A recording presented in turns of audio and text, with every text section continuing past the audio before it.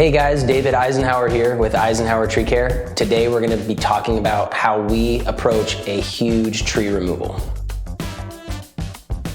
So typically when we're looking at trees, if they're needing to come down, the first thing that we try to do is look how we can get equipment in there. You know, climbing the trees, that's really last case scenario.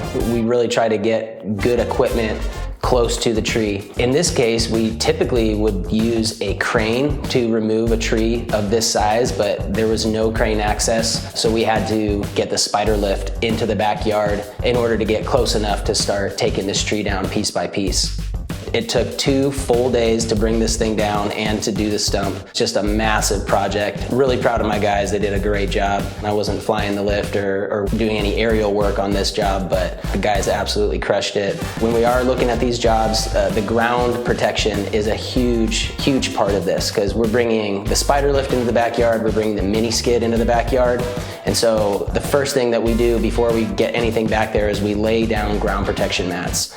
And what this does is it keeps the machines from rutting up the yard or, you know, tearing up any grass that could happen. That's the first thing that we do, is we put the ground protection mats and kind of create a little highway that we can get all of our equipment back and then be hauling material out on a mini loader. The next part would just be getting this tree down safely in a controlled way. If we can drop it without using ropes in a controlled way, we will, and we did on a few of these that we could, but the majority of this tree had to be rigged down.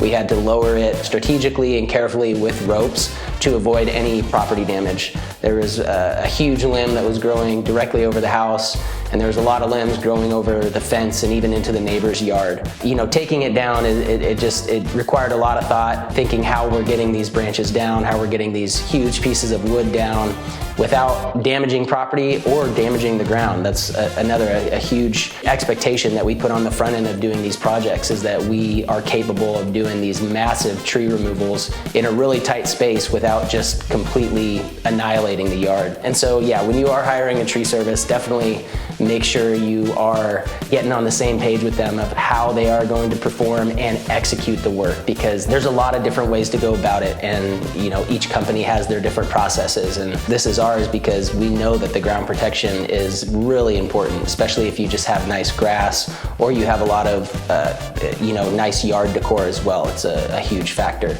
We brush out the tree, we take down all of the exterior of the canopy, and then we get down to the wood. And when you get down to the bigger wood, it's a lot harder. It's a lot more dangerous. We're dealing with pieces that are really heavy, and it's hard to work with and manipulate them using ropes. And so that was another part of this job that made it really difficult, was the amount of wood that was on this tree. And so again, we rigged everything down to a safe place to where we could then fell over the remainder of the tree, call it the stick. Once we get that down, we have to process, cut up all the wood and load it out piece by piece.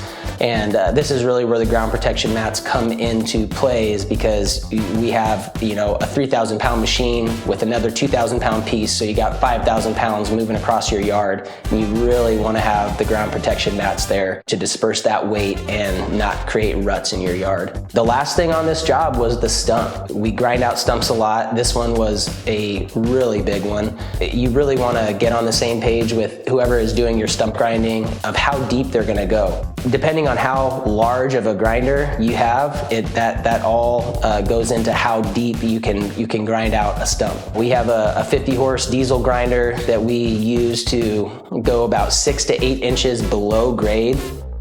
And then one of the last parts about the stump grinding is the haul away. You know, depending on who you have grind a stump, some people do not include haul away. We include it in our process. It's just part of it, because typically when you grind a stump, you're left with a huge mound of the ground up stump and some dirt in there, and it's a lot of work. We have to manually haul all that stuff off. That was a part of this job that made it really difficult, was that stump was so big, and yeah, required a lot of cleanup and just a lot of time on all of our pieces of equipment, from the spider lift to the mini loader to the chipper, the grinder, and we actually had the log truck on this job as well for the large pieces. We moved them out to the street and were able to pick them up and load them right into a truck. Yeah, guys, this is how we approach a large tree removal. I would say massive. This thing was massive. That's how we approach it from start to finish at Eisenhower Tree Care.